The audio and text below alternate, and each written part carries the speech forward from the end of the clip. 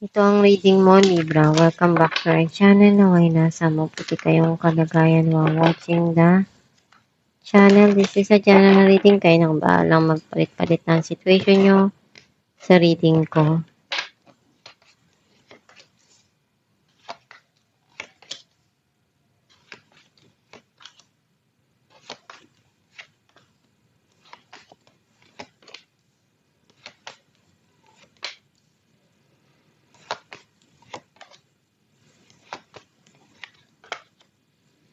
At the bottom of the deck, Two of Cups. I feel like ang nasa-sense ko na energy mo, nakita ko na andun yung pinupunuan mo yung pagmamahal na kaya mo dun sa mga taong mahal mo or dun sa sarili mo. Some of you iniisip mo na magkaroon dito ng engagement or may gusto kang ibigay dun sa taong mahal mo. Ang mensahe ng card mo, meron ditong darating na new transformation sa buhay mo. Yung pagbabago na hindi mo inaasahan dun sa isang situation na nangyari sa buhay mo sa nakaraan.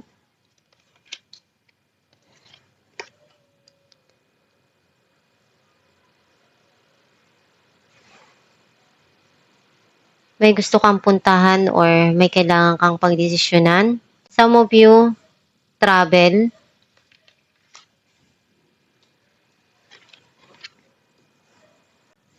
Nagkaroon ng end yung situation kasi hindi nagkakasundo. Palaging nag-aaway, nagtatalo. And may darating dito na new beginning or pagsisimula.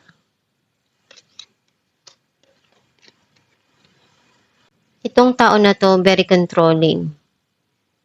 Maaring kinokontrol yung buhay mo at tinatry mong makawala dun sa sitwasyon na yun. Some of you, kinokontrol mo yung isipan mo, yung nararamdaman mo, yung mga ginagawa mo. Ayaw mo ipakita yung kahinaan mo at yung nararamdaman mo. Someone is begging or naramdaman mo yung kalungkutan at naghahanap ka ng makakausap, ng mapagsasabihan ng nararamdaman mo. Pero hindi mo alam kung sino yung mapagkakatiwalaan mo.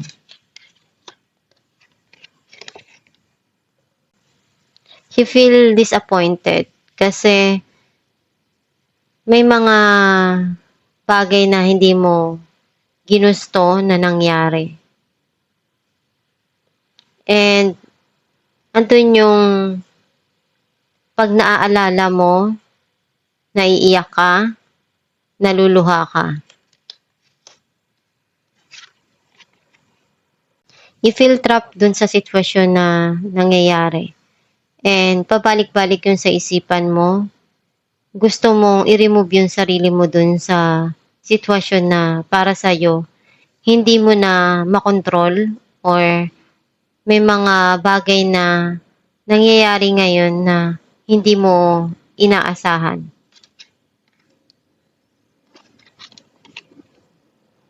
Kung ano yung makakaya mo gagawin mo para mabago or makuha mo yung gusto mo sa buhay.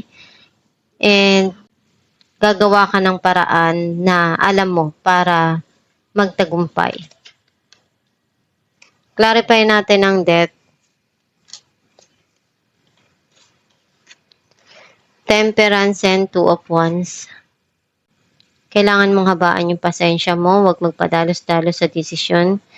And meron ka ditong plano na gusto mong gawin pero kailangan mong isipin kung ano yung magiging resulta ng mga desisyon mo at ng plano mo. And alam mo kung ano yung gagawin mo doon, malaki yung magiging impact nun sa buhay mo dahil may mga desisyon kang kailangan na gawin at mahalaga yun doon sa mga nangyayari ngayon sa buhay mo. Clarify natin ang the Tower. The High Priestess and Eight of Swords.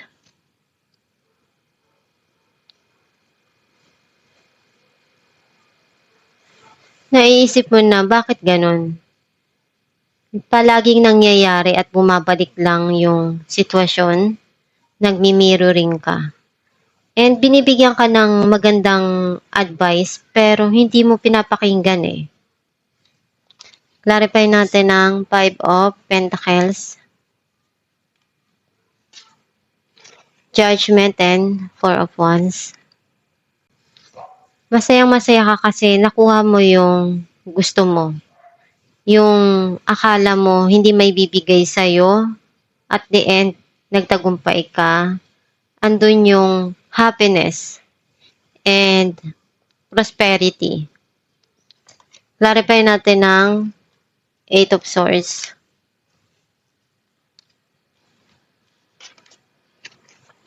Seven of Pentacles, and Knight of Cups. Itong tao na to, ang daming gumugulo sa isipan niya right now. Nangihinayang siya, nalulungkot siya, kasi hindi niya nagawa lahat ng kaya niyang gawin. Hindi niya naibigay kung ano yung dapat dun sa sitwasyon. Kaya, andun yung sobra yung kalungkutan niya. Clarify natin ng Three of Wands, Queen of Cups, and Seven of Swords.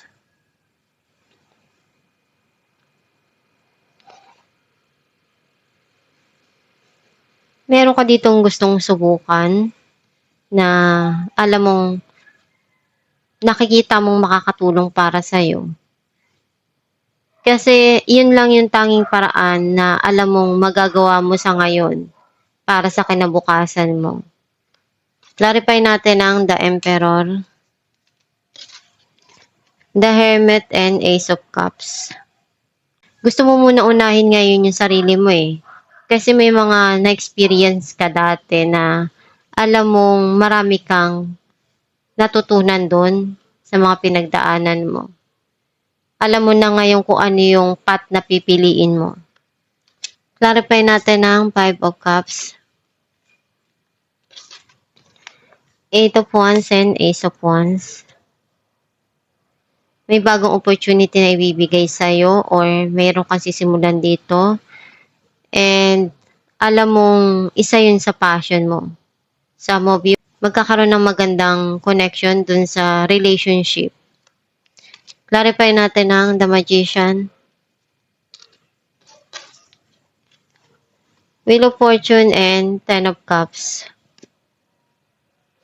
Nagkaroon na ng end of cycle, may new cycle na darating dito. Andun yung long-term na emotional happiness and peace of mind. And gagawin mo lahat ng kaya mo para ma-achieve mo kung ano yung goal mo sa buhay. Alamin natin kung ano mensahe para sa'yo.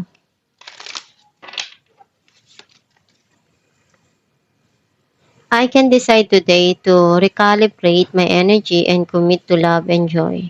Ang mensahe para sa'yo na kailangan mong pagdesisyonan kung ano yung mahalaga para sa'yo sa ngayon.